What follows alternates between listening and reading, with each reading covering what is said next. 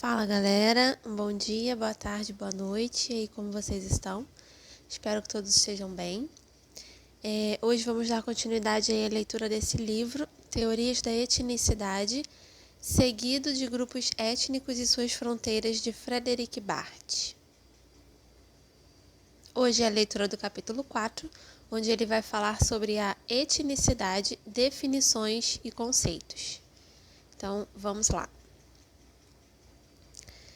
A enorme bibliografia sobre a etnicidade não nos deve enganar. Na maioria dos casos, o termo etnicidade é utilizado mais como uma categoria descritiva que permite tratar um problema de outra natureza, integração nacional, assimilação dos imigrados, racismo e etc., do que como um conceito sociológico que permite definir um objeto científico. A revista das definições propostas por Isagiv, em 1974, punha em evidência a imprecisão e a heterogeneidade do conteúdo da noção. Dos 65 artigos sobre a etnicidade passados em revista pelo autor, a maioria não comportava nenhuma definição explícita, e as poucas que foram propostas pareciam, ao mesmo tempo, vagas e heteróclitas. A definição apresentada pelo autor, baseada na ideia de pertença involuntária, certamente não era de natureza propícia a tornar a noção mais operatória, e a imprecisão e a incoerência das definições irão perdurar ao decorrer dos anos seguintes, apesar da generalização do uso do termo nas ciências sociais. Os editores da principal obra da década de 1970 não propõem nenhuma definição a não ser sob a forma muito vaga de caráter ou qualidade de um grupo étnico. De modo geral, a confusão é constante, às vezes em um mesmo autor, entre uma acepção que torna a etnicidade uma qualidade aferente ao grupo étnico e uma acepção segundo a qual o termo designa a existência dos próprios grupos étnicos. De acordo com os autores, a etnicidade refere-se a um conjunto de atributos ou de traços, tais como a língua, a religião, os costumes, o que a aproxima da noção de cultura, ou a ascendência comum ou presumida dos membros, o que a torna próxima da noção de raça. Para Gordon, ela serve para designar o sentimento de formar um povo, ao passo que para Connor, é precisamente quando este sentimento se manifesta que é preciso parar de falar de etnicidade para falar de nacionalismo. Para alguns, a etnicidade é avaliada em termos de comportamentos, o grau de conformidade dos membros às normas coletivas do grupo, segundo a Corren. Para outros, em termos de representações ou de sentimentos associados à pertença. Para outros ainda, em termos de ação e de estratégia. Burgess tentou conciliar todos esses aspectos numa única definição que conteria os critérios seguintes: 1. Pertença de grupo. 2. Identidade étnica. 3. Consciência da pertença e ou das diferenças de grupo. 4. Ligações afetivas ou vínculos baseados num passado comum e putativo e nos objetivos ou interesses étnicos reconhecidos. 5. Vínculos elaborados ou simbolicamente diferenciados por marcadores, uma tradição, emblemas, crenças culturais, territoriais ou biológicas. Vemos mal, contudo, qual possa ser o caráter operatório de uma enumeração como esta, que se abrange efetivamente os diferentes sentidos que os autores colocam sobre o termo etnicidade, acentua o caráter heteróclito em vez de introduzir uma maior precisão. Mas como nota Banton em sua crítica à obra de Glaser e Moynihan, tal imprecisão e fluidez nas definições tiveram pelo menos o mérito de evitar o dogmatismo e de encorajar a diversidade das abordagens do que surgia como um fenômeno novo. É por meio da pluralidade das abordagens desse fenômeno que pouco a pouco irão se precisar os diversos conteúdos, frequentemente divergentes, que os pesquisadores colocam sob o termo etnicidade. As revisões da questão efetuadas por diferentes autores colocam todas as evidências colocam em todas em evidência uma forte polarização teórica entre culturalismo e instrumentalismo, ou entre outras oposições binárias como primordialismo, circunstancialismo, teorias assimilacionistas e teorias do conflito étnico, teoria difuncionista e teoria reativa. De fato, tais oposições são demasiado sumárias para abranger a diversidade das abordagens e conduzem a confusões sistemáticas como a que consiste em transformar Barthes, às vezes, em representante do culturalismo, até mesmo do primordialismo. Às vezes, em teórico da escolha racional ou um precursor das teorias mobilizacionistas. Mais do que fixar o pensamento dos autores sobre etiquetas redutoras que não abrangem, senão de modo muito imperfeito, os meandros reais do debate teórico, pareceu-nos preferível separar as abordagens que às vezes são efetivamente representadas por um indivíduo que tenha fundado ou que se identifique totalmente com uma escola de pensamento, como a sociobiologia por Vandenberg ou o primordialismo por Schius, são frequentemente combinadas no mesmo autor segundo uma forma original. Ponto 1. A etnicidade como dado primordial. Considerada atualmente como ultrapassada pela maioria dos autores, esta concepção merece, contudo, ser apresentada aqui por representar o ponto de apoio a partir do qual foi elaborada a maioria dos conceitos posteriores. A crítica do primordialismo permanece até hoje um ponto de partida obrigatório para qualquer reelaboração teórica da noção de etnicidade, mesmo que a abordagem designada por este termo não seja representada senão por um número muito pequeno de autores e não tenha propiciado desenvolvimentos suficientes para pretender contribuir verdadeiramente uma teoria de etnicidade. Sua importância como polo teórico liga-se ao fato de ela postular uma especificidade das ligações étnicas baseadas no caráter inefável, irracional e profundamente ressentido dos sentimentos inspirados por eles. Atribui-se de modo muito geral a Schius a paternidade da teoria primordialista, mas é no ensaio de Kahlen sobre o pluralismo cultural, publicado em 1915, que se encontram os primeiros desdobramentos de uma concepção que faz da similaridade intrínseca entre aqueles que, sem tê-la escolhido, compartilham a herança cultural transmitida por ancestrais comuns, a fonte de ligações primárias e fundamentais. O termo primordial é efetivamente devido a Schius, que utiliza para corroborar sua tese da importância dos grupos primários na integração e na reprodução da sociedade global. Para Schius, o que permite à sociedade funcionar nos períodos ordinários, fora dos tempos de crise, é a realização pelos homens ordinários de suas tarefas concretas em relação com o seu meio ambiente imediato. Em suas condutas cotidianas, o homem comum não é guiado por uma ideologia abstrata ou por uma imagem coerente do mundo e da sociedade, mas por uma implicação nos vínculos pessoais dotados de qualidades primordiais. Estas ligações primordiais são aquelas que ligam os indivíduos por uma relação à qual atribuem uma qualidade especial que se refere à própria natureza do vínculo, independentemente das relações efetivas. Os vínculos primordiais são dotados de uma significação inefável, como aquela que se atribui aos vínculos de parentesco, e são caracterizados pela intensidade da solidariedade que suscitam por sua força coercitiva e pelas emoções e o sentimento do sagrado que lhes são associados. Pautando-se em Schius, Gertz postula a existência de um tipo de ligações primordiais que derivam mais de um sentimento de afinidade natural do que da interação social.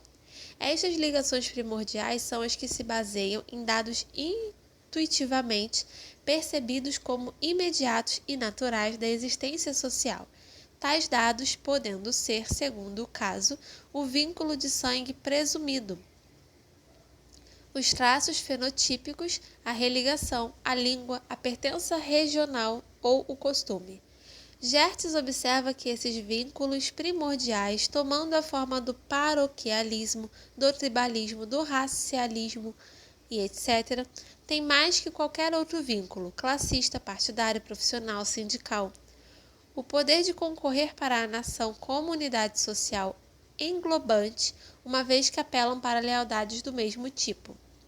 O que é importante acentuar aqui, em relação às utilizações que serão feitas do termo primordial na bibliografia sobre a etnicidade, é por um lado que a primordialidade para Gertz é um dado, mas um dado cultural, e por outro, que ele não trata explicitamente da etnicidade nem dos grupos étnicos, mas, de modo mais geral, dos modos de lealdade concorrentes para a lealdade cívica e de suas ativações no quadro da revolução integrativa. Esta ideia de uma especificidade dos vínculos e dos sentimentos primordiais relacionados aos sentimentos e aos vínculos civis foi amplamente retomada nos estudos sobre a etnicidade para dar conta da qualidade primária e fundamental da identidade étnica. Primária, uma vez que o indivíduo nasce com ou adquire desde o nascimento os elementos constitutivos de sua identidade étnica, as características físicas, o nome, a afiliação tribal ou religiosa, todos esses elementos que o ligam a ancestrais putativos, cuja herança é transmitida de geração a geração. Segundo os primordialistas, é esta ancoragem da identidade étnica em um grupo de parentesco ampliado, fictício ou real, que confere às ligações étnicas a força coercitiva derivada do dever moral de solidariedade para com os seus, e a força dos sentimentos emocionais que é atraída pelo simbolismo dos vínculos de sangue e da família. É igualmente desta origem biológica presumida que derivam as qualidades misteriosas e inexplicáveis que constituem a mentalidade, o gênio, a sensibilidade comuns daqueles que se sentem como fazendo parte da mesma espécie. Fundamental, porque para os primordialistas, a pertença ao grupo étnico não representa um foco possível entre outras formas de identificação, mas a identidade de grupo de base para todos os indivíduos, aquela pela qual são transmitidas as emoções, os instintos, as lembranças, de uma maneira que o indivíduo não pode optar e que está para além da consciência. Em Isaacs, essa pressuposição do caráter fundamental da identidade étnica repousa na existência presumida de necessidades psicológicas comuns a todos os humanos, tais como a necessidade de pertença, a necessidade de ser aceito entre os outros e a necessidade de estima de si. Entre todas as identidades que o indivíduo pode ter, a identidade étnica é a que responde de modo mais completo a essas necessidades, porque o grupo étnico representa por excelência o refúgio, de onde não podemos ser rejeitados e onde jamais estamos sós. Esta propriedade da etnicidade é realçada por uma utilização abundante de metáforas como as de lar, house, home, mansion, do arco, do templo, da matriz, que reforçam os a priori do autor mais do que trazem qualquer demonstração de sua tese. Essa qualidade primordial da etnicidade torna-se uma propriedade essencial transmitida no e pelo grupo, independentemente das relações com os outgroups. A implicação do caráter fundamental e a priori atribuído aos veículos étnicos é que tanto as relações intra como as interétnicas só podem ser entendidas em referência a alguma coisa que se deu antes da interação. Elas ligam-se à própria natureza no vínculo étnico primordial. Este postulado primordialista é, como o acentua Muga, um pouco tautológico. Ele define a etnicidade em termos de traços culturais primordiais que, por sua vez, são utilizados para explicar a etnicidade como vínculo primordial. As críticas dirigidas ao primordialismo são de dois tipos. Alguns autores recusam-se a reconhecer um caráter específico das ligações étnicas, ao passo que outros acusam as teorias primordialistas de incapacidade para dar conta dessa especificidade.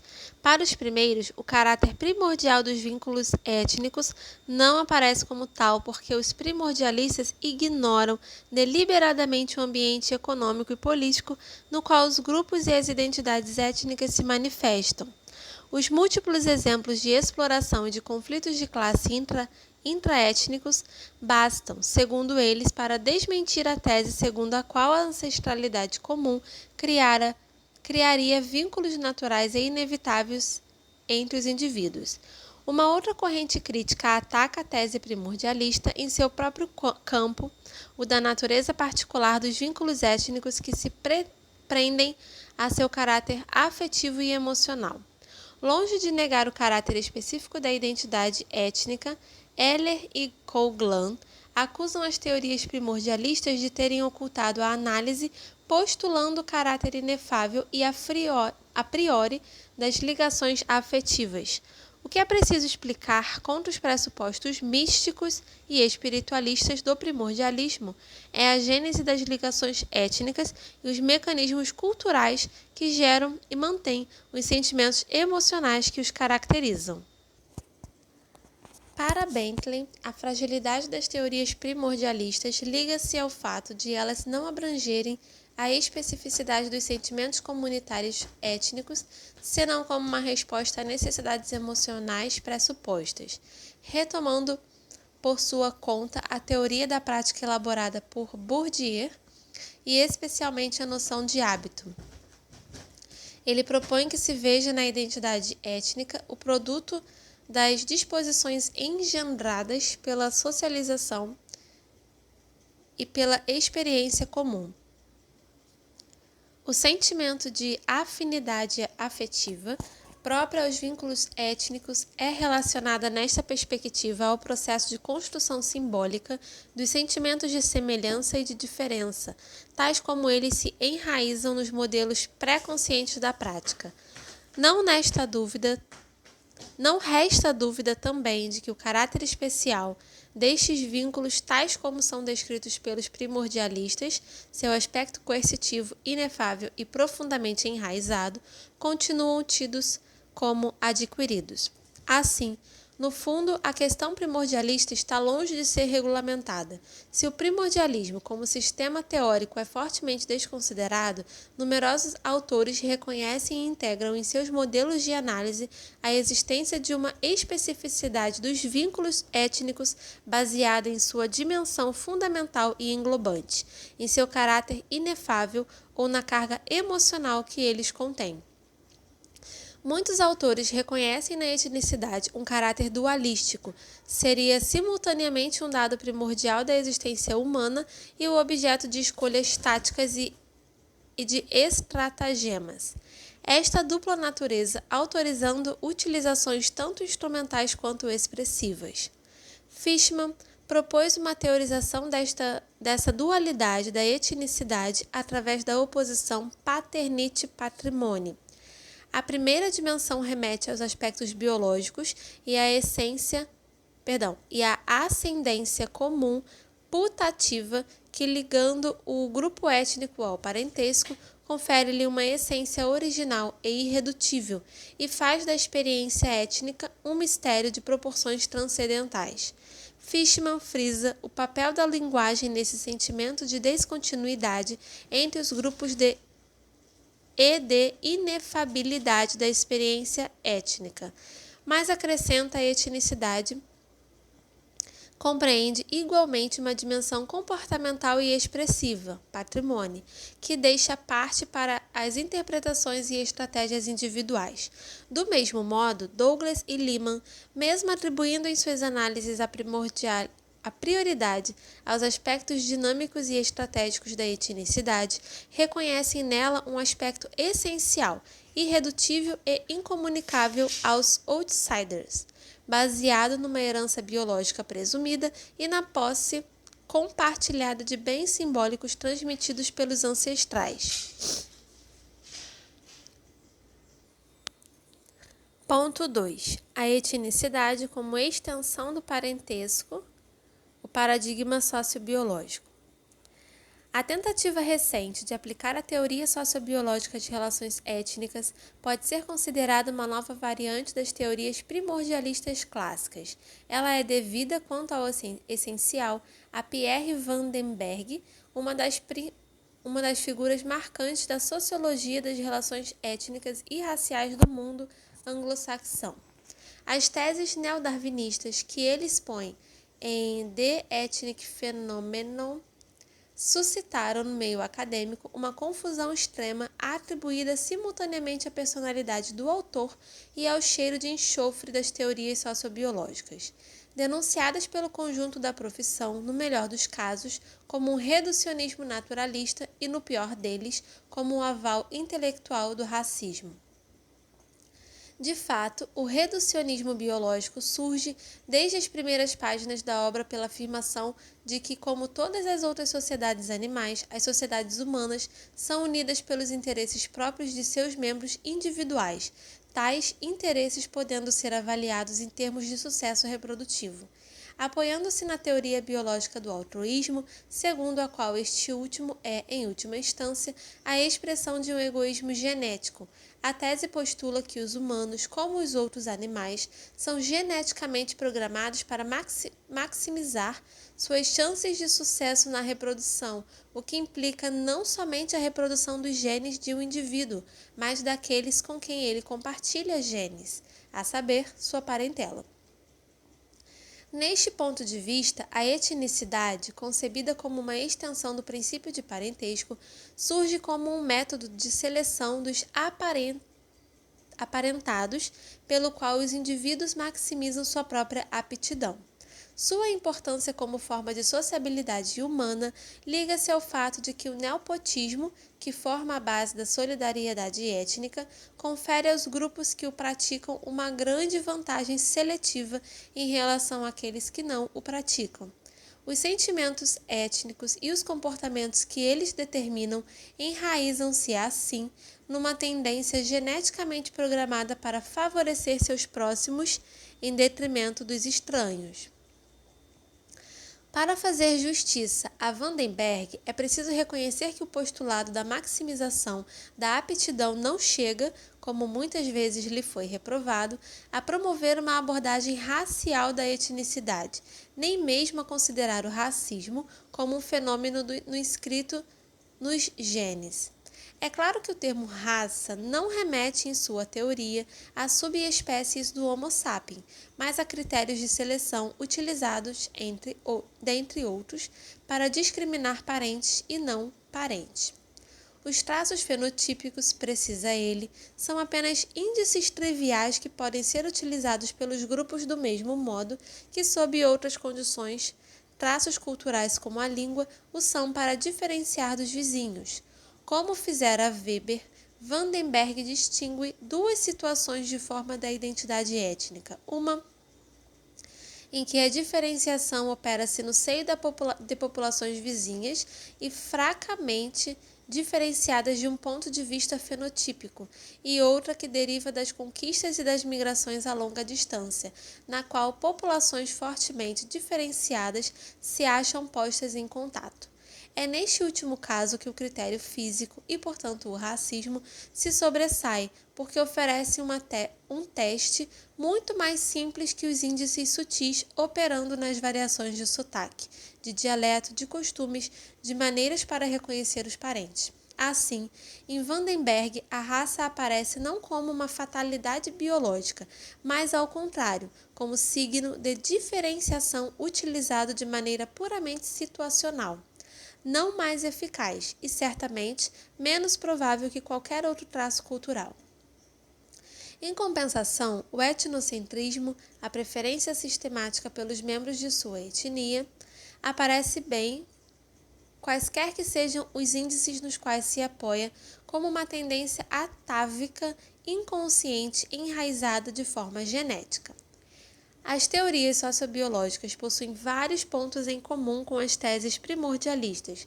Nos dois casos, a etnicidade surge como um dado irredutível e universal do comportamento humano.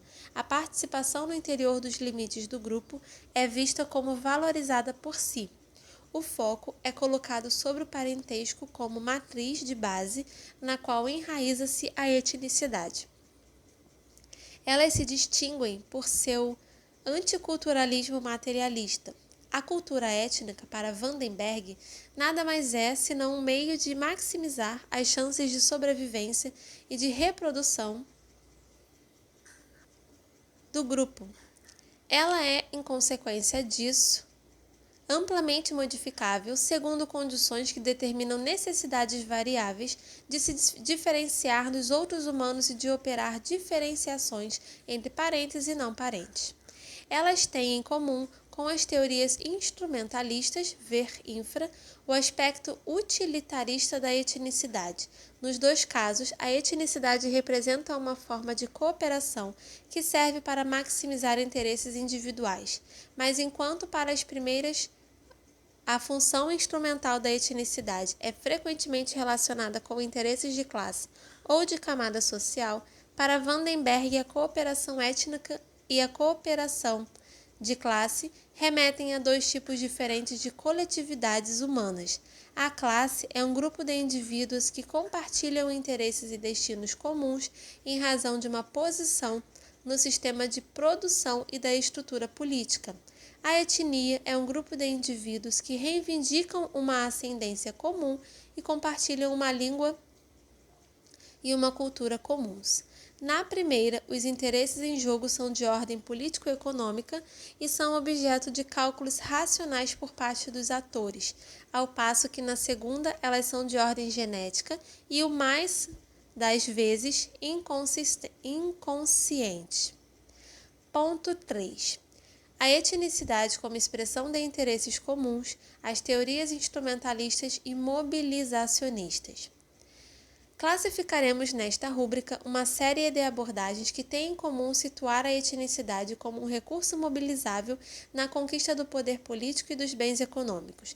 Este ponto de vista é particularmente o de Glaser e Moynihan, o que tem em comum formas de identificação baseadas em realidades tão diferentes quanto a religião, a língua, a origem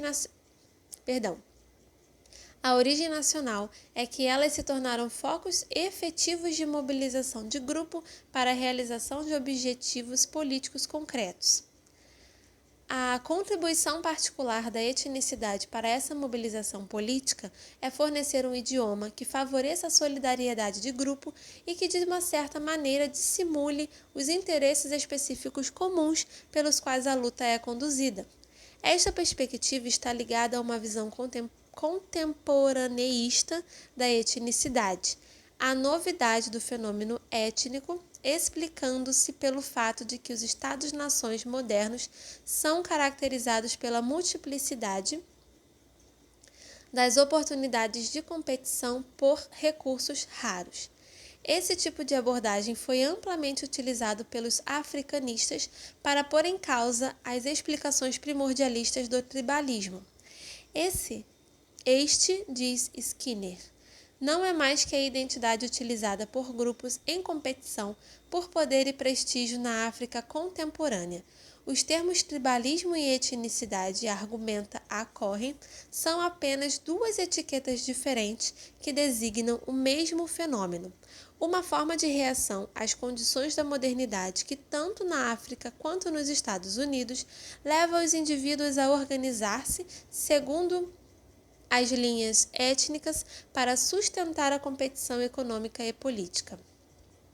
Em todas estas análises, os grupos étnicos são definidos como grupos instrumentais artificialmente criados e mantidos por sua utilidade pragmática, ou como armas, utilizadas para obter vantagens coletivas.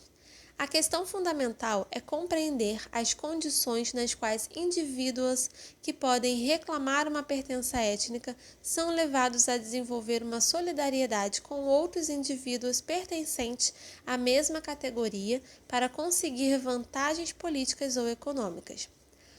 Os autores que se situam nesta perspectiva têm em comum o fato de colocar o processo de competição no centro de suas análises. Esta abordagem compreende, contudo, muitas variantes nas quais a ênfase é colocada ora nos fins e nas estratégias individuais, ora nas lutas de poder coletivas. As teorias do grupo de interesse. Essas teorias postulam que as identidades e as ideologias étnicas são mantidas e enfatizadas para exercer uma influência nas políticas sociais e econômicas.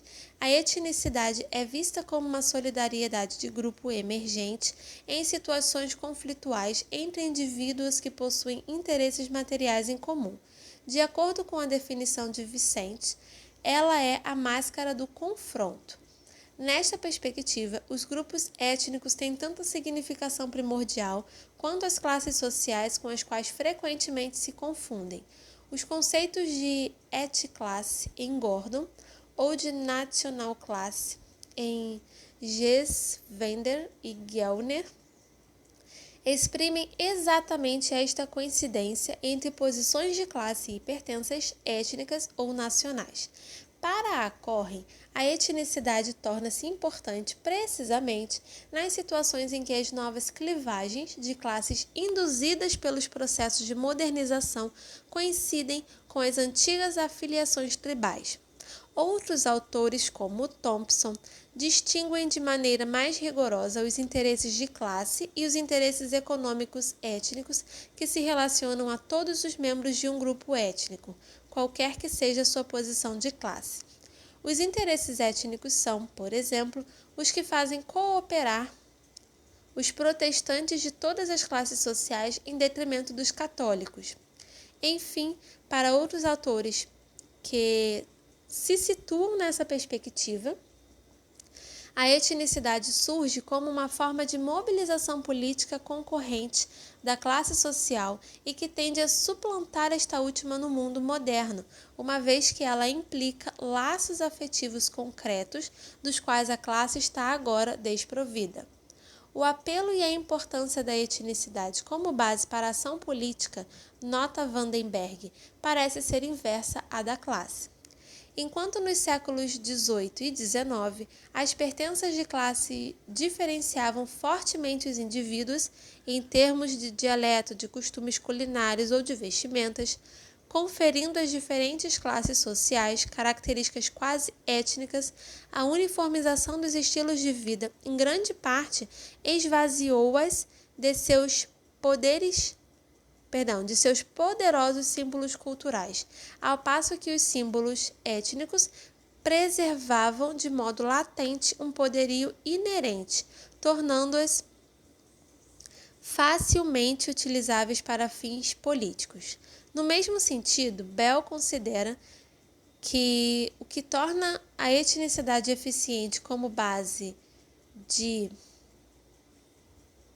mobilização política é que ela permite combinar interesses e vínculos afetivos, ou poderíamos dizer, combinar funções instrumentais e expressivas. Seu sucesso deve-se ao fato de ela mobilizar símbolos culturais menos abstratos e mais facilmente identificáveis que a classe. O conflito étnico tem uma base tão racional quanto o conflito de classes, mas a mobilização suscitada por ele apela para emoções poderosas, porque unidas a afeições primordiais e irracionais. De um certo modo, isso equivale a reconhecer o fundamento primordial da etnicidade. Glaser e Moynihan evocam, aliás, de modo explícito, explícito a possibilidade de existirem necessidades humanas profundamente sentidas que sempre estiveram presentes e que os desenvolvimentos políticos e sociais do mundo contemporâneo teriam permitido serem desvelados. As teorias mobilizacionistas, pelo menos algumas delas, não se opõem, então, de maneira tão radical quanto se diz ao primordialismo. Atestando o caráter especial dos vínculos étnicos, elas não se interessam, contudo, em aprofundar seu sentido, mas em estudar-lhe a utilização estratégica. Em Acorrem, o conceito de etnicidade chega a esvaziar-se de qualquer referência ao que geralmente entendemos por grupo étnico. Ele designa, de modo geral, um método informal de organização política que utiliza os modelos simbólicos de comportamento implícitos no estilo de vida ou a subcultura de um grupo. Tais formas de organização informais, não abertamente políticas, podem ser utilizadas por qualquer grupo que por esta ou aquela razão não está apto para se organizar com base formal. De um modo um tanto provocador, Correm estabelece um paralelo entre os quadros da City de Londres e os comerciantes houses das aldeias iorubais. Nos dois casos, indivíduos que formam um grupo de interesse utilizam sua cultura comum para organizar e coordenar seus esforços, visando manter a divisão de seus lucros. Mesmo que a distintividade cultural dos Citymen de Londres seja pouco visível e que eles pareçam superficialmente como demasiado individualistas, nem por isso deixam de formar, segundo ele, um grupo étnico tanto quanto aqueles aos quais este termo é habitualmente reservado.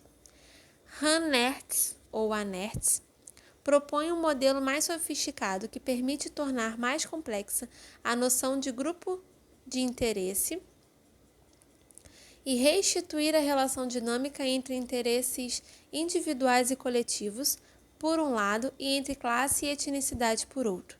O ponto de partida de sua análise dos grupos étnicos nos Estados Unidos é a distribuição desigual das oportunidades de ocupação de nichos urbanos em uma situação em que as ondas sucessivas de imigrantes encontram os nichos mais vantajosos já ocupados por aqueles que os precederam.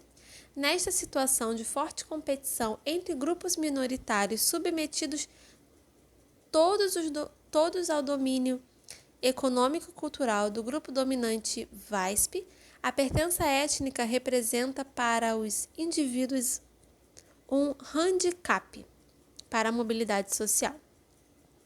A etnicidade, entendida aqui como uma forma de organização social numa base étnica, propicia uma alternativa coletiva que permite que se desenvolvam estratégias de sucesso econômico e de promoção do grupo.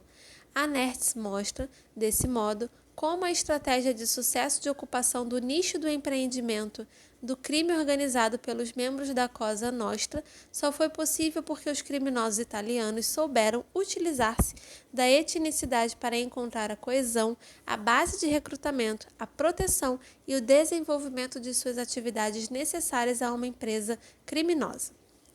A mobilização da etnicidade na manutenção da empresa do crime organizado baseou-se na capacidade dos criminosos em fazerem-se reconhecer como os portadores de valores culturais, familiares e morais das sociedades das aldeias do sul da Itália. Esta utilização instrumental da etnicidade não serviu somente aos beneficiários diretos dos negócios da Cosa Nostra. Ela se constituiu numa fase decisiva na progressão e na diversificação das atividades e das posições do grupo italiano em seu conjunto. Mas se a promoção coletiva é facilitada pela etnicidade, ela desemboca igualmente na fragmentação do grupo e na divergência dos interesses individuais de seus membros. A exaltação dos valores morais e da lealdade étnica pode se transformar num gene para os membros do grupo que conseguiram acesso a posições dominantes na sociedade global. Disso resulta uma crise das relações intraétnicas que vê afrontarem-se concepções diferentes da etnicidade estreitamente imbricadas nas ideologias e nas morais de classe. Quaisquer que sejam as situações nas quais ela é aplicada, a teoria instrumentalista vê na mobilização das identidades étnicas não uma forma de arcaísmo, mas uma expressão da modernidade. As teorias instrumentalistas refutam a ideia segundo a qual a etnicidade seria um efeito da socialização no seio do grupo étnico, mas situam-na como uma reação às mudanças das estruturas institucionais e das relações de poder implicadas pela modernização. Assim, a etnicidade não pode ser senão política, uma vez que a função de organização de interesses políticos é justamente o que a define. Não é menos verdade que, se esta concepção de etnicidade reativa abrange muito bem a mobilização das identidades étnicas com fins políticos, ela pressupõe uma consciência étnica latente que permanece fora do campo de investigação. As teorias da escolha racional.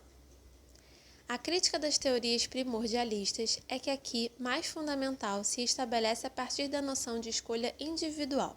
Os membros dos grupos étnicos não são definidos como tais em razão de sua pertença involuntária e de sua interiorização inconsciente dos valores do grupo. Mas, ao contrário, os grupos étnicos se formam quando os indivíduos desejam adquirir bens, a riqueza ou poder, que não chegam a conseguir segundo estratégias individuais. É Michel Banton, um dos mais ilustres especialistas britânicos das relações raciais, quem desenvolveu de modo mais completo as possibilidades de aplicação da teoria da escolha racional nas relações raciais e étnicas. Sua obra, Racial and Ethnic Competition, publicada em 1983, foi amplamente comentada e criticada pelos pesquisadores britânicos e norte-americanos. A teoria de Banton baseia-se no postulado de que os indivíduos agem visando maximizar suas vantagens e que as opções que lhes são oferecidas são, em parte, determinadas por suas ações anteriores. Em sua tentativa de aplicar esta perspectiva às relações raciais e étnicas, Banton introduz duas proposições-chave que ele tira de suas análises precedentes. 1. Os indivíduos utilizam diferenças culturais e raciais para criar grupos e categorias por um processo de inclusão e exclusão. 2. Os grupos étnicos formam-se por processos inclusivos e as categorias raciais por processos exclusivos. A partir daí, Banton propõe que se analisem as interações raciais e étnicas como trocas competitivas em uma situação de mercado na qual os indivíduos buscam maximizar suas vantagens segundo uma avaliação custo-benefício. As modalidades de trocas interraciais e interétnicas são postas em relação com a natureza, forte ou fraca, da fronteira boundary entre os grupos e os tipos de estratégias individuais ou coletivas, segundo as quais os atores enfrentam a competição. Uma vez que a competição implica grupos, ela contribui para reforçar a fronteira que os separa. Uma vez que implica indivíduos, ela desemboca no enfraquecimento dessas fronteiras. Fortemente ancorados na corrente do individualismo metodológico, as teorias da escolha racional colocam o ator individual no centro da análise. O grupo étnico não é mais que a soma dos indivíduos que o compõem e a resultante de suas ações racionais no sentido weberiano de ações que empregam meios apropriados o reagrupamento sobre uma base étnica, para uma finalidade dada, a obtenção de bens raros numa situação de competição econômica e política. Pode-se notar aqui que, reclamando de Weber, Banton não se dá conta do próprio pensamento de Weber quanto aos grupos étnicos e as relações raciais e se apoia apenas em seus escritos sobre as estratégias de monopolização. Na medida em que Weber escreveu muito pouco sobre as relações raciais, torna-se necessário tentar desenvolver trechos de seus escritos sobre outros temas. Ora, Weber consagrou efetivamente um capítulo inteiro de economia e sociedade às relações raciais e étnicas e às pistas de reflexão que ele sugere aí, especialmente a concepção do grupo étnico como status grupo ancorado na noção de honra social específica, ver supra. Conduzem, parece-nos, a uma interpretação completamente diferente da formação dos grupos étnicos, que é aquela apresentada pelas teorias da escolha racional. Lembremos especialmente que, para ele, a etnicidade como tipo de atividade social baseada nos sentimentos de pertença deriva da comunalização e não da forma associativa guiada pelo interesse racional. Por outro lado, pode-se duvidar da pertinência de um modelo que trata todas as escolhas individuais como se fossem iguais, ao passo que as condições estruturais das escolhas são desiguais. Neste ponto, a teoria da escolha racional opõe-se radicalmente a outras teorias instrumentalistas, como as de inspiração marxista. Além do mais, essas teorias são impotentes, a não ser para se deixar levar a contorções pouco convincentes ou para mergulhar no psicologismo para dar conta das preferências e das escolhas que parecem irracionais, como as do sacrifício individual pelo grupo. Também não vemos mais como a teoria pode dar conta da sobrevivência de grupos, como as omissões, que colocam acima de tudo a fidelidade a um determinado número de valores, dos quais é difícil estabelecer que vantagens econômicas ou políticas retiraram. Resumindo, as críticas que foram feitas à teoria da escolha racional são aquelas atraídas por todas as teorias que manifestam o individualismo metodológico, especialmente aquela de chegar a uma visão da sociedade totalmente atomizada. Os grupos, segundo Banton, devem ser considerados coalizões de indivíduos influenciados pelas consequências das escolhas que fizeram nos períodos anteriores, e eles mudam porque os indivíduos estão constantemente em vias de calcular as vantagens e os custos que estão em posição de derivar de suas diferentes ações. Como observa Mary Douglas, a teoria da escolha racional, que ela qualifica como filosofia administrativa, evita refletir sobre a identidade, embora ela reflita bastante sobre os indivíduos e evite os valores que determinam aquilo que é uma escolha racional para um dado indivíduo. Os valores não podem ser tidos como adquiridos, mas o utilitarismo atua como se eles não fossem problemáticos.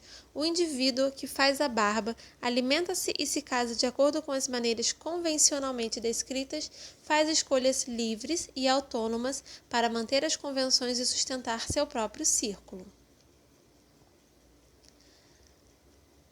Círculo de amizades, onde está a escolha racional do indivíduo se seus costumes e seus hábitos ditam. É uma pergunta. Onde está a escolha racional do indivíduo se seus costumes e seus hábitos ditam suas preferências? A teoria do colonialismo interno.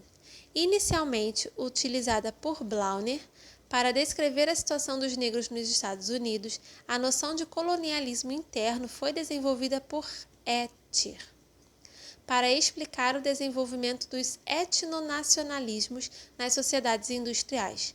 A abordagem proposta por Ettinger baseia-se na hipótese da divisão cultural do trabalho, ou seja, o aval de indivíduos a tipos de emprego de papéis específicos na base de traços culturais observáveis, entre centro e periferia no interior de um espaço nacional. Calcado na oposição centro-periferia, elaborada para dar conta dos fenômenos de dependência e da divisão do trabalho na economia mundo, a abordagem de Ettinger afasta-se, entretanto, claramente da problemática marxista pelo interesse que ela atribui às mobilizações coletivas da etnicidade, que, de repente, não é mais simplesmente a expressão de uma alienação ou de falsa consciência, mas um instrumento de lutas coletivas. Enquanto a abordagem marxista clássica interessa-se apenas pela análise das condições estruturais que produzem as divisões étnicas, Etcher encara a etnicidade como uma forma de solidariedade que emerge em resposta à discriminação e à desigualdade e manifesta uma grande consciência política por parte dos grupos que buscam reverter uma lógica de dominação. Sem entrar no detalhe de sua demonstração apoiada na análise dos comportamentos eleitorais, pode-se resumir, grosso modo, sua abordagem da seguinte maneira. Nas sociedades industriais, o processo de modernização aumentou de maneira considerável a desigualdade de distribuição dos recursos e do poder entre grupo central, econômica e politicamente privilegiado, e grupos periféricos penalizados no processo de modernização, uns e outros localizando-se em nichos ecológicos distintos.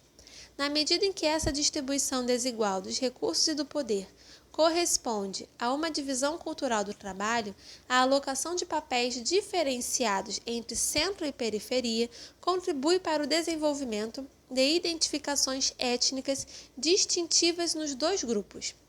As reações da periferia subprivilegiada à alienação terão, assim, grandes chances de exprimirem-se numa base étnica. O grupo prejudicado, armando-se das diferenças culturais para fazer disso a base de suas reivindicações políticas.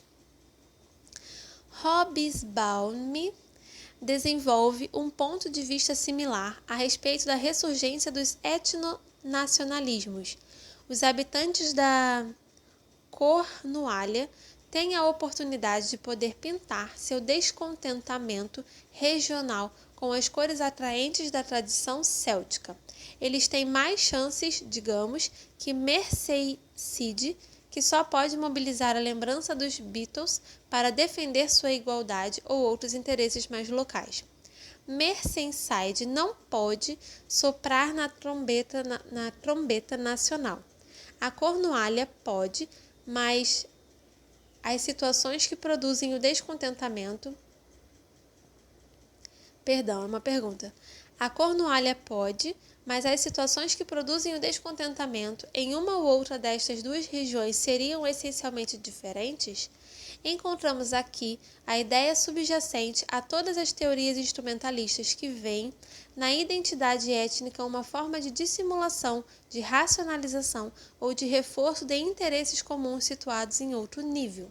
O interesse dessas teorias é que eles operam muito bem para explicar as situações de conflitos étnicos, em particular no caso dos etnonacionalismos, permitindo de modo especial que se compreenda que as pessoas não lutam simplesmente porque são culturalmente diferentes. Elas têm pouca utilidade na explicação da formação e da manutenção dos grupos étnicos fora das situações conflituais. Em um artigo publicado na revista Pluriel, em 1982, Hatcher retorna em parte as conclusões do colonialismo interno e especialmente a impotência desta teoria para dar conta da manutenção de solidariedades étnicas nas situações em que as divisões entre os grupos não são estabelecidas a partir de hierarquias políticas e econômicas. De modo mais geral, ele reconhece que, como todas as teorias utilitaristas, a teoria do colonialismo interno peca por sua dificuldade em explicar a gênese e a manutenção da solidariedade de grupo e em resolver o problema teórico do aproveitamento. Esta autocrítica leva-o a pôr parcialmente em debate os pressupostos das teorias mobilizacionistas. Só o fato de existirem interesses materiais em comum não é uma condição suficiente para o desenvolvimento de uma solidariedade de grupo ou de uma ação coletiva. O reagrupamento de todas essas abordagens sob o chapéu do instrumentalismo não deve mascarar a diversidade das posições teóricas de seus autores, e especialmente a oposição entre as que se situam na corrente do individualismo metodológico e aquelas que se referem a uma teoria do poder político. No segundo caso, encontra-se implícita ou explicitamente uma distinção entre interesses reais e interesses imaginários e insiste-se no papel fundamental das elites na politização da etnicidade. Esta emerge não através da agregação de interesses individuais, mas como estratégia própria a um grupo particular que manipula, em proveito próprio, o apelo à lealdade étnica. Brass atribui a formação de comunidades étnicas nas sociedades em vias de modernização à capacidade das elites em mobilizar os camponeses para apoiar suas próprias pretensões às posições de prestígio e às vantagens econômicas. Salamone sustenta que os emires Fulani Hausa manipulam de modo muito consciente as identidades étnicas para alcançar seus objetivos políticos. Ao contrário, a falta de mobilização étnica em determinadas situações explica-se pela abertura do setor majoritário da sociedade para as elites do grupo minoritário, e sua cooptação na classe dirigente desvia-os de seu papel de líderes étnicos. Nesta versão mobilizacionista das teorias do interesse, o papel da etnicidade está próximo do papel da ideologia na teoria marxista. A fragilidade fundamental desse tipo de argumentação deve-se à dificuldade em explicar a base de massa dos movimentos políticos étnicos sem reintroduzir por contrabando a hipótese da primordialidade dos vínculos étnicos, como o frisa Kant. As teorias instrumentalistas não respondem à questão de saber de onde provém realmente a etnicidade. Ponto 4. A etnicidade como reflexo dos antagonismos econômicos às teorias neomarxistas. O centro de interesse é a relação entre a etnicidade e a classe, relação esta que é analisada no quadro de uma teoria da exploração capitalista do trabalho. As divisões étnicas e raciais são apreendidas a partir das funções que elas preenchem no sistema capitalista, especialmente as de permitir a criação de uma força de trabalho barata ou a constituição de um exército reserva do trabalho. Bonacic mostra assim como nas sociedades industriais os antagonismos entre imigrados e nacionais encontram seu fundamento na segmentação do trabalho, na segmentação do mercado, de trabalho, a divisão dos trabalhadores de acordo com as linhas étnicas ou raciais não deriva dos preconceitos em relação a pessoas de cor ou a membros dos grupos étnicos, mas da tendência geral do capitalismo em fixar o menor preço possível para o trabalho. As características ao mesmo tempo objetivas, fragilidade dos recursos econômicos, políticos e de acesso à informação, e subjetivos, motivações, dos imigrados, tornam-nos disponíveis como mão de obra de baixo custo. A situação de competição econômica resultante da segmentação do mercado de trabalho explica os fenômenos sociais de exclusão ou de casta, utilizado aqui no sentido de segregação, que correspondem aos interesses dos operários pertencentes aos grupos étnicos mais bem pagos. Tal abordagem se tem, entre outros, o interesse de fornecer uma explicação para o racismo das classes populares nas sociedades ocidentais. Sofre limitações impostas pelo comprometimento de não considerar a etnicidade, senão no quadro da expansão capitalista. Bonacic ignora confessadamente as relações étnicas que podem existir no mundo não capitalista. Não sei se este modelo poderia ser aplicado às expansões não capitalistas como a da União Soviética. O modelo não tentará absolutamente tratar das relações étnicas pré-capitalistas.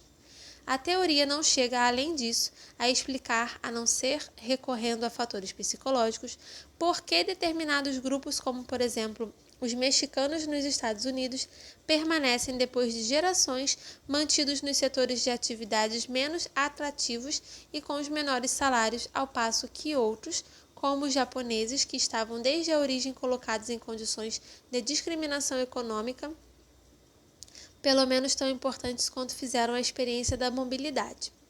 Se eles compartilham com os teóricos instrumentalistas a convicção de que os grupos são definidos essencialmente por interesses materiais, políticos ou econômicos, os teóricos marxistas não levam em conta que a etnicidade exprime, de forma dissimulada a esses interesses, mas antes que ela constitui uma forma de afiliação social em competição com a classe, cuja função ideológica é mascarar os interesses de classe convergentes entre os grupos etnicamente dominados e a facção explorada do grupo etnicamente dominante.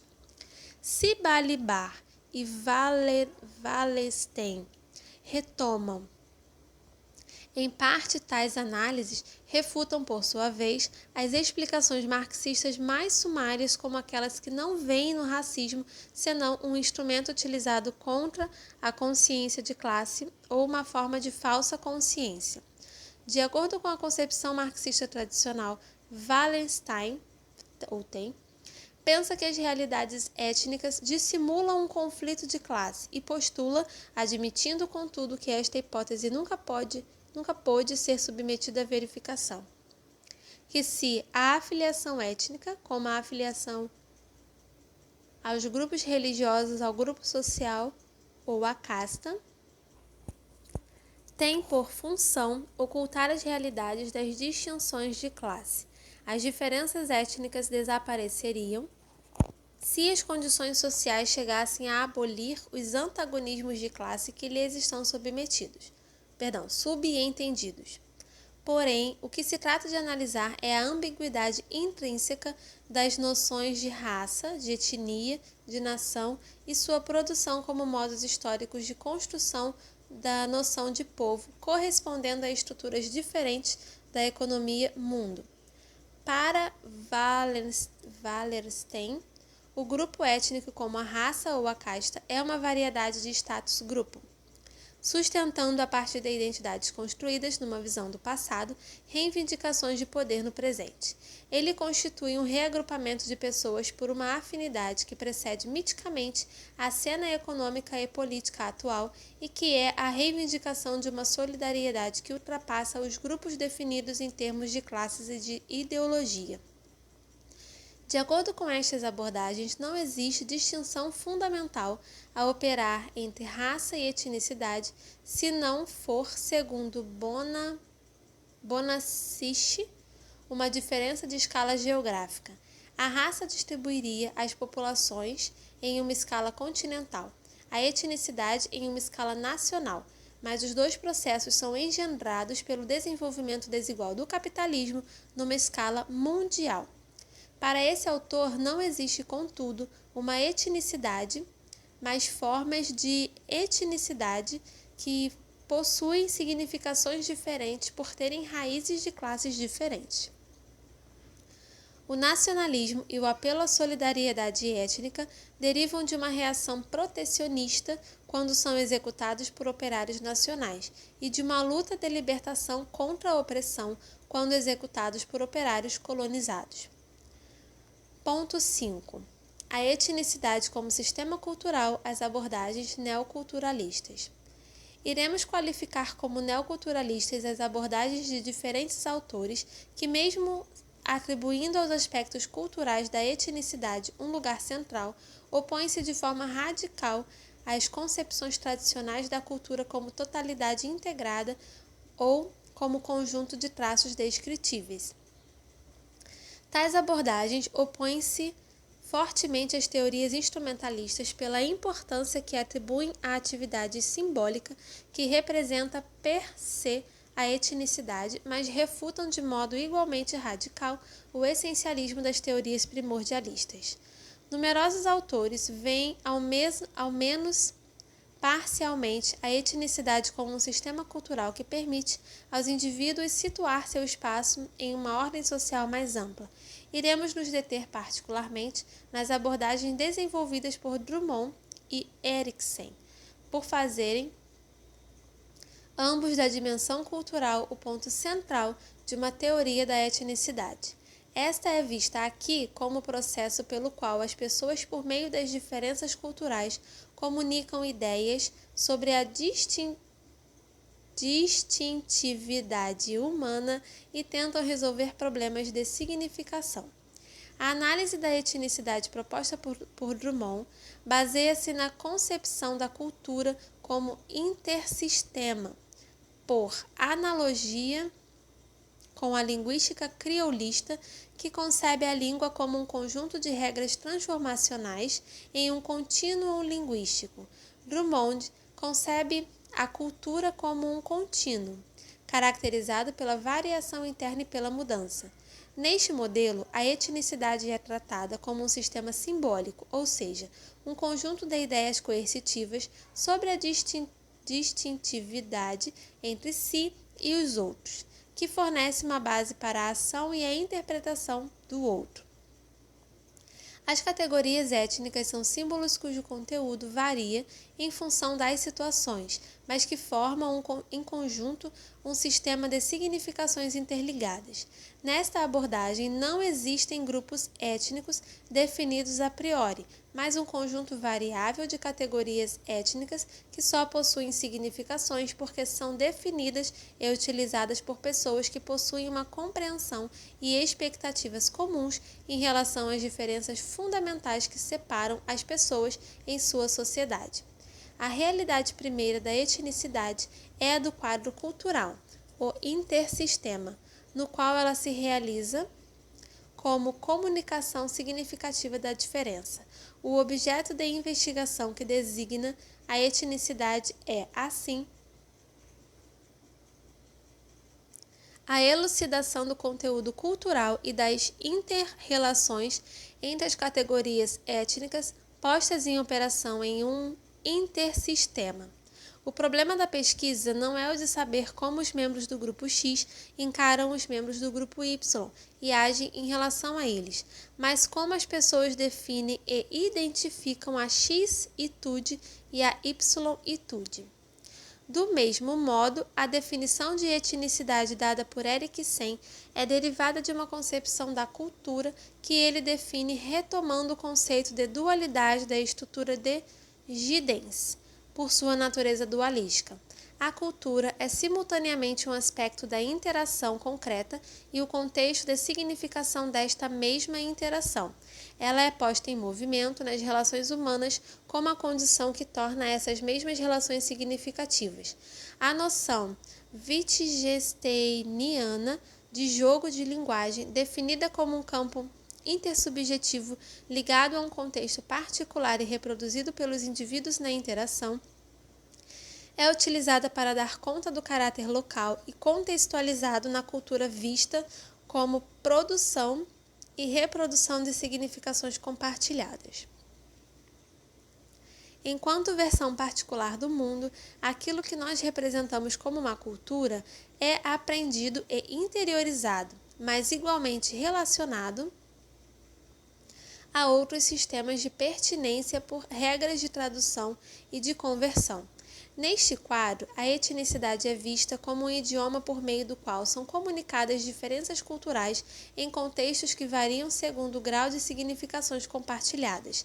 Não nos relacionamos, portanto, com grupos étnicos, mas com contextos interétnicos, nos quais os atores em interação utilizam jogos de linguagem que podem ser, segundo as situações, uniformes, imbricados ou incomensuráveis. O trabalho de Eriksen é simultaneamente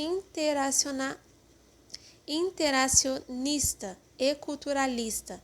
Interacionista, uma vez que as visões de mundo particulares que os indivíduos empregam nos encontros interculturais não existem independentemente das situações de interação, em cujo decorrer os atores as utilizam propondo-se mutualmente jogos de linguagem.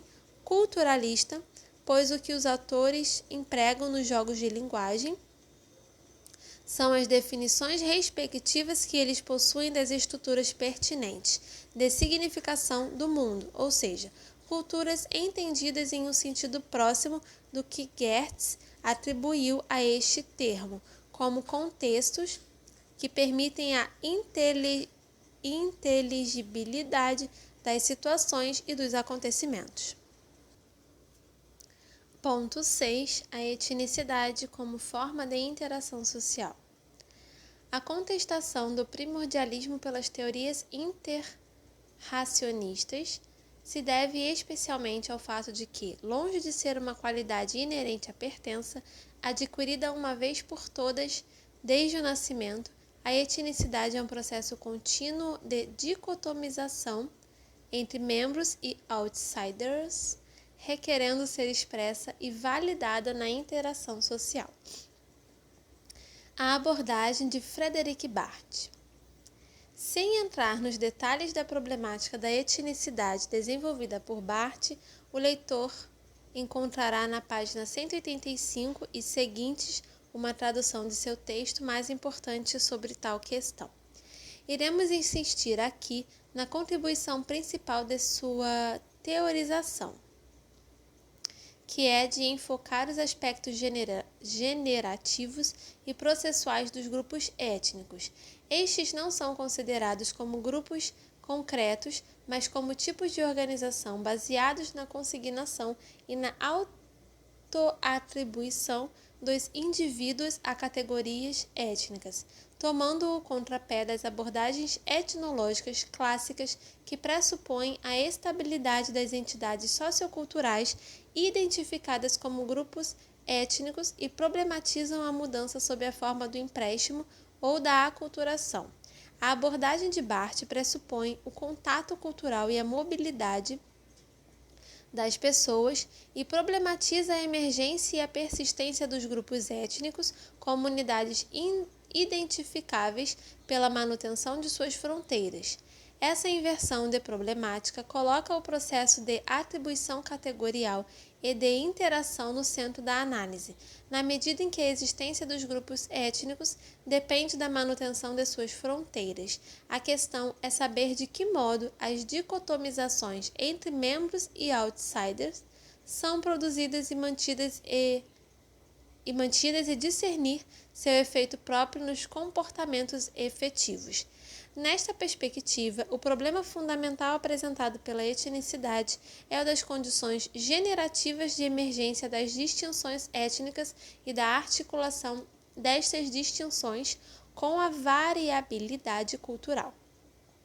Tal perspectiva permite que se funde o empreendimento comparativo não dos tipos de agrupamentos étnicos, mas dos tipos de organização social nas diferenças culturais.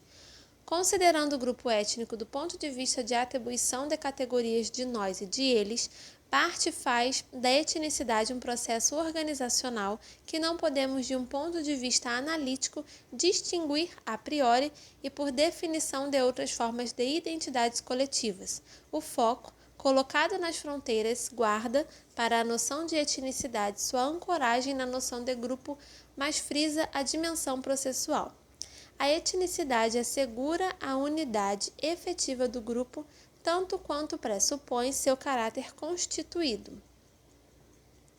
A especificidade da organização social étnica decorre do papel que nela desempenham os contrastes culturais, mas esse papel não pode ser dissociado dos processos de manifestações de identidades. Tais processos são organizacionais precisamente na medida em que não derivam da psicologia dos indivíduos, mas da contribuição de espaços cênicos e das operações externas que os atores aí realizam uns com os outros. É nesses espaços que os atributos culturais adquirem um valor expressivo e podem, então, ser altamente seletivos, não como reveladores de uma realidade subjetiva, até mesmo inefável, mas como reivindicação a ser julgada como um certo tipo de pessoa, reivindicação pública que necessita ser publicamente validada e ratificada e que supõe um idioma convencional comum. Optamos por privilegiar aqui uma leitura interacionista das proporções de Barth, que está longe de ser a única interpretação possível de sua problemática. Hannan utiliza-a especialmente para desenvolver uma teoria ecológica da competição intergrupos.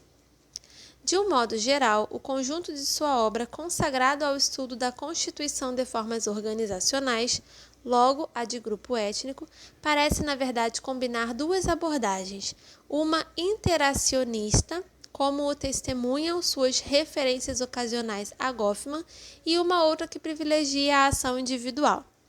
As perspectivas que ele estabelece para a análise da etnicidade podem ser desenvolvidas nessas duas direções, como o comprovam os estudos de caso apresentados por seus colaboradores no mesmo volume.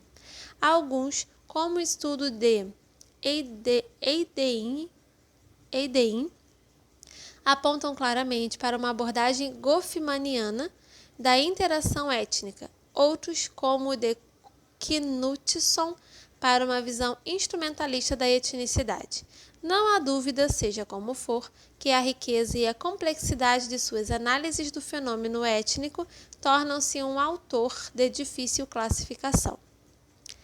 A abordagem interracional. Sob esta rúbrica, podemos classificar dois tipos de abordagens, uma das quais coloca o foco mais nas operações de classificação e de categorização que regem os processos de interação, e a outra de inspiração mais goffmaniana, nas negociações dos estatutos sociais e das estratégias de domínio das impressões. A primeira abordagem, amplamente desenvolvida pelos pesquisadores do Rhodes Livingstone Institute no decorrer da década de 1950, frisa as operações de classificação e de categorização às quais corresponde a etnicidade. Esta não é definida como uma qualidade ou uma propriedade que deriva da pertença a um grupo, mas como uma capacidade cognitiva de categorização que opera a partir de símbolos culturais. Ela é vista como essencialmente dinâmica. As definições dos nós e dos eles recompondo-se continuamente para reger as interações nas situações de mudança social induzidas pelos processos macrosociais, colonização, urbanização, migrações. A abordagem cognitiva interessa-se, antes de tudo, pelo modelo indígena da etnicidade. Esta é, inicialmente, uma construção de sentido comum que torna as ações das pessoas inteligíveis. A análise se concentra na produção e na utilização de etiquetas étnicas, cuja estrutura é descrita como um mapa cognitivo por meio do qual os atores das situações pluriétnicas orientam-se em suas interações. Em seu estudo sobre dança, Kalela Mitchell demonstra como o tribalismo representa um meio de classificação que permite ao africano da Copperbelt compreender e atribuir sentido à complexidade e à heterogeneidade da experiência urbana. As relações sociais entre os africanos das áreas urbanas são caracterizadas pela tendência a reduzir a ampla diversidade das tribos a um pequeno número de categorias em cujo interior as distinções são apagadas. O tribalismo, como fenômeno urbano e contemporâneo, não reproduz as estruturas tribais, mas consiste numa distribuição mútua dos africanos urbanizados em categorias étnicas amplas que permitem aos indivíduos definir a situação e o tipo de comportamento a ser adotado uns em relação aos outros. O espaço do bazar nas cidades indígenas, descrito por Berreman, fornece um outro exemplo de situação na qual a diversidade étnica e o caráter impessoal e instrumental das relações próprias à vida urbana necessitam dos métodos específicos de definição de expressão e de reconhecimento das identidades pertinentes na interação. Na aldeia, os indivíduos interagem em razão do conhecimento que possuem de suas identidades mútuas, estas correspondendo a um somatório de estatutos congruentes em termos de riqueza, de prestígio e de hierarquia ritual. Na cidade, e particularmente no espaço público do bazar, o aldeão urbanizado deve, com base em índices sutis, distribuir uma ampla variedade de estrangeiros em categorias estereotipadas e reconhecer quais elementos de estatuto individual, étnico, profissional e ritual são pertinentes para tais tipos de interações. Segundo uma concepção próxima à de Mitchell, Handelman concebe a etnicidade como uma categoria de pertença em razão da qual são definidas as expectativas quanto aos comportamentos, aos recursos culturais e aos modelos de atividade dos membros. Ela propicia a estes últimos elementos de biografia social que oferecem uma explicação de sua pertença comum e do caráter substancial e legítimo da categoria, permitindo, por outro lado, que se orientem em relação aos outros indivíduos, apreendidos ou como semelhantes, ou como pessoas de uma outra espécie. Nesta abordagem, a identidade étnica é definida como um quadro cognitivo comum que constitui um guia para a orientação das relações sociais e a interpretação das situações. Os símbolos e as marcas étnicas são referentes cognitivos manipulados em finalidades pragmáticas de compreensão de sentido comum e mobilizados pelos atores para validar seu comportamento.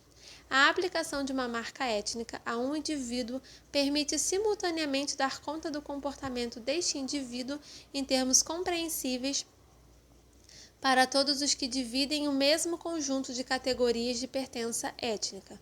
Com efeito, os nomes étnicos não são nunca puramente referenciais, mas igualmente descritivos do tipo de ator social com o qual trabalhamos e de relação apropriada a seu respeito num dado contexto. Os Iutorrobos, nota Galat, não são simplesmente um grupo, eles são igualmente caçadores, miseráveis e inferiores. No contexto americano, quando falamos de negros ou de porto-riquenhos, sabemos que falamos simultaneamente de operários desorganizados e não qualificados, que ocupam empregos mal remunerados. A abordagem cognitivista realça fortemente a propriedade contrastista das categorias étnicas. Estas não existem senão como coleções de categorias que andam juntas em um dado contexto. A categoria católico, notavam os Hughes, opõe-se, segundo o contexto, a socialista, a livre pensador ou protestante. Cada uma destas categorias alternativas fornecendo de uma só vez o contexto no qual católico tem uma significação particular. Do mesmo modo, Drummond mostra que as categorias étnicas guianenses não são inteligíveis senão pela significação contextual que adquiriram na sociedade guianense. Não podemos responder à questão a saber porque um português não é branco ou porque alguém que o visitante norte-americano consideraria como afro-guianense descobre-se como um buque ameríndio. Se não levarmos em conta a interação mútua das categorias étnicas na cultura guianense. As categorias que compõem um conjunto étnico sempre se situam em contraste umas com as outras, e a emergência de uma categoria faz com que surjam igualmente as categorias associadas. Para denominarem-se com um nome étnico, os aldeões são semanticamente obrigados a empregar um nome étnico contrastivo para denominar os outros. Utilizar o termo negro fornece o contexto que torna as marcas como branco ou mexicano apropriados. Segundo Moerman, a propriedade contrastiva das categorias étnicas exerce-se em níveis taxonômicos e hierarquizados, cada classe incluindo unidades por si mesmas contrastadas em um nível hierárquico inferior.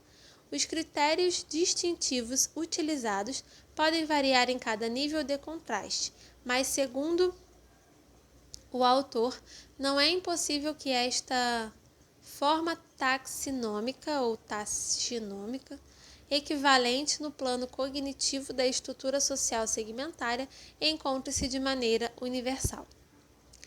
A segunda abordagem foi amplamente desenvolvida por Lyman e Douglas. Aqui, a etnicidade é vista como um elemento de definição de situação manipulado pelos atores no decorrer de suas interações. Longe de se impor aos atores como um dado do mundo social a ser aceito. Sem questionamento, a etnicidade oferece-se a eles como um meio de construção, de manipulação e de modificação da realidade.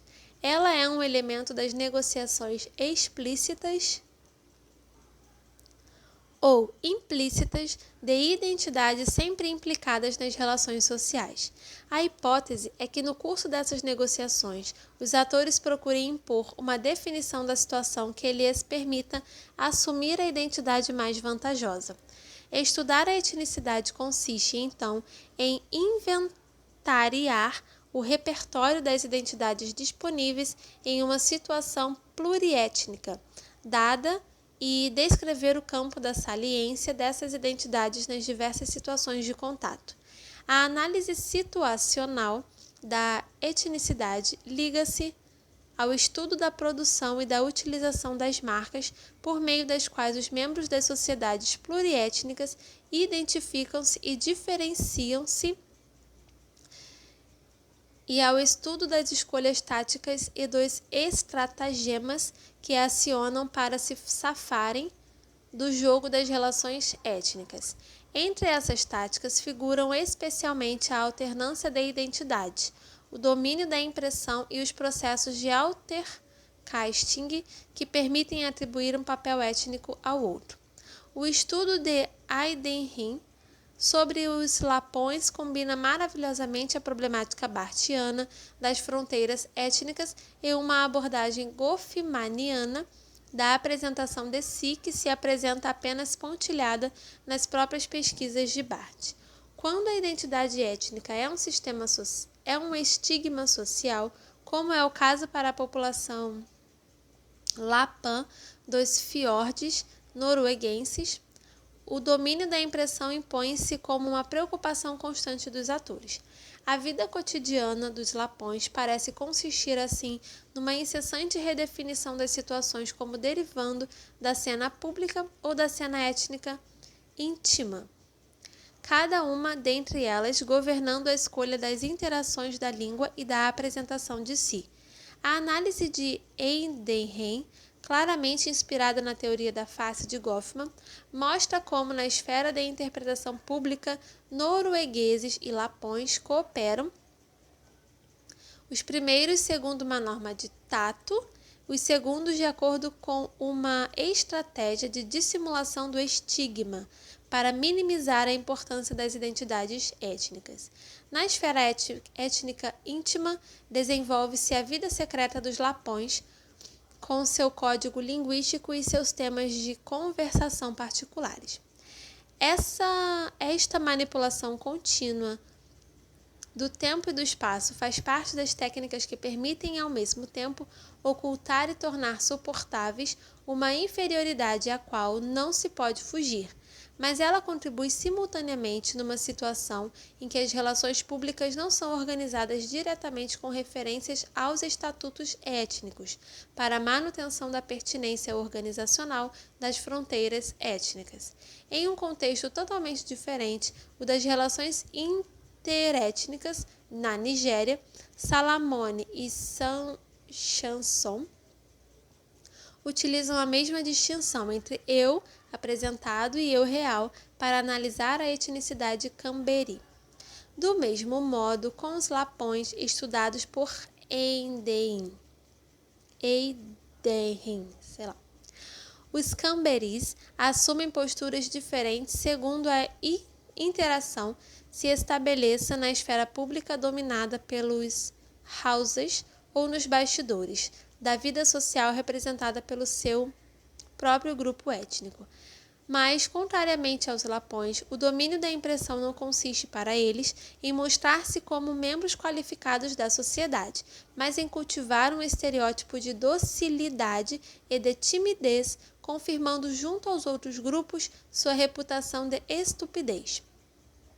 A identidade desvantajosa aqui não é mascarada, mas explorada como uma fachada que permite evitar o confronto social reservado, assim, ao público seguro, representado pelos coétnicos.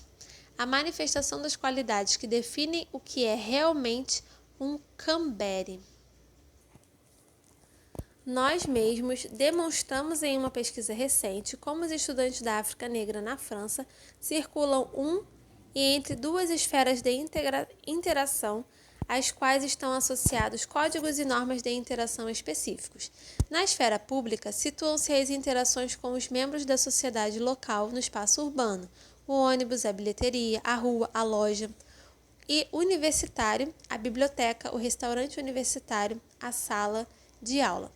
Nesta esfera, os acontecimentos interracionais localizam-se no quadro dos estatutos e das instituições da sociedade majoritária, mas tais estatutos são pressupostos não marcados de modo categorial.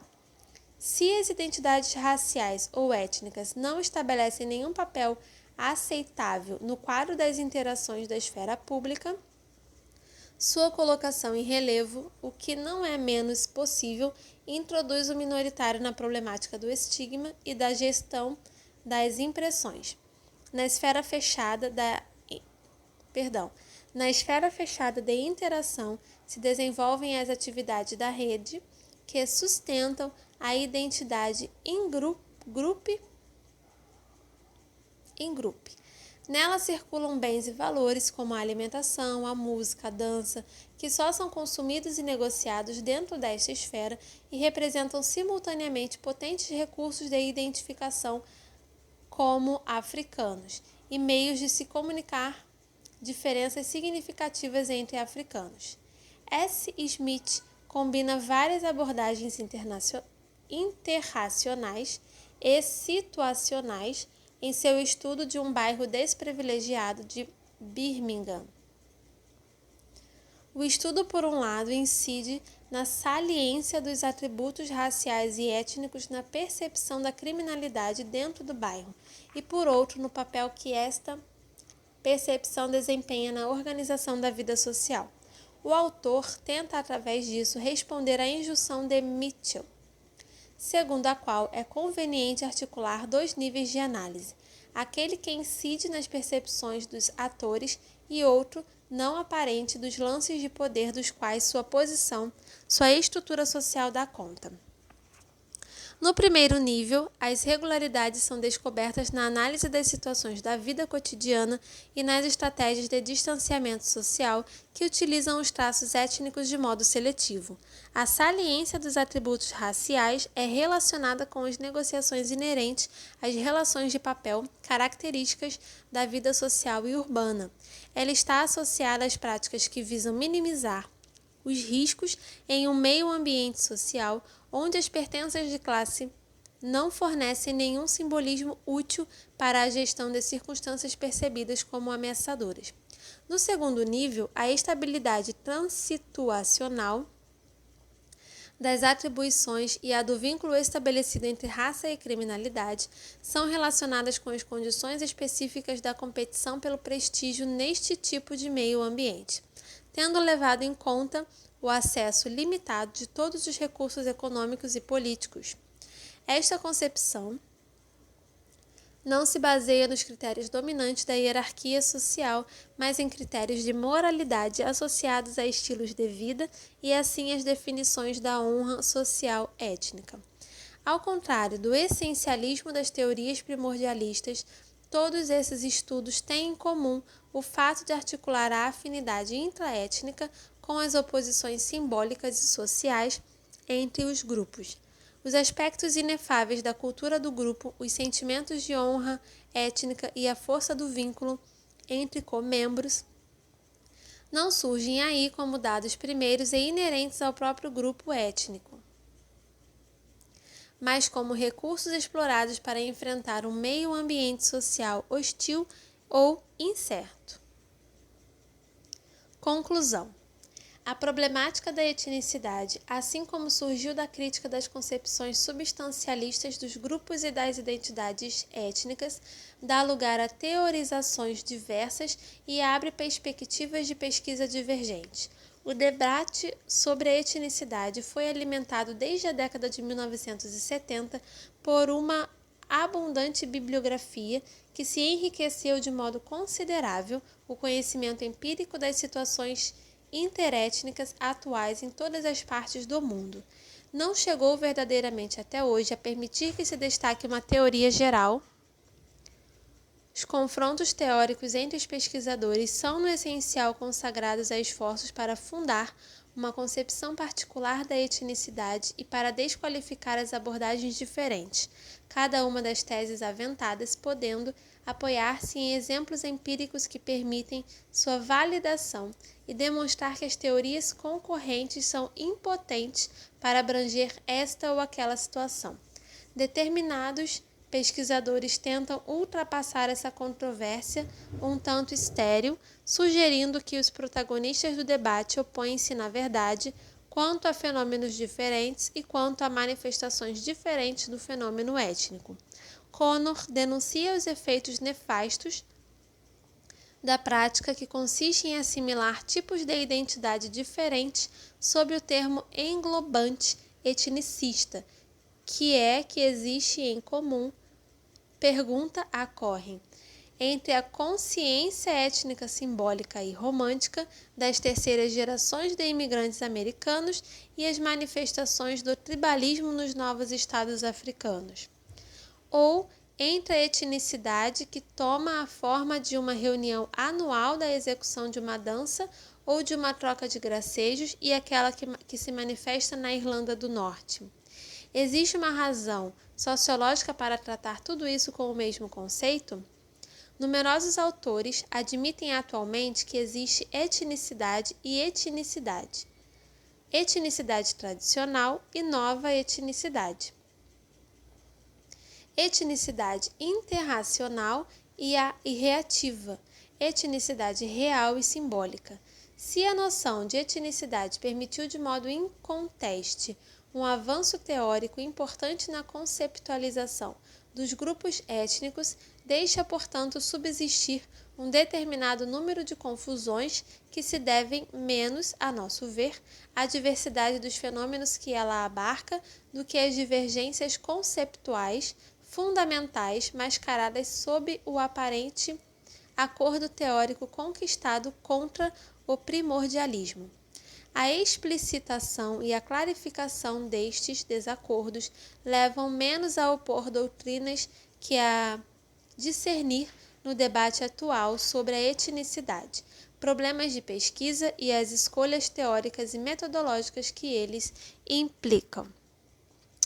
E é isso, galera. Esse foi aí o nosso capítulo 4.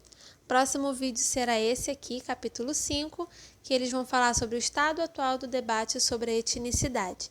Espero que você tenha gostado da leitura. Curta, compartilha, comenta, se inscreve no canal se ainda não for inscrito. Um beijão e até o próximo vídeo. Tchau, tchau.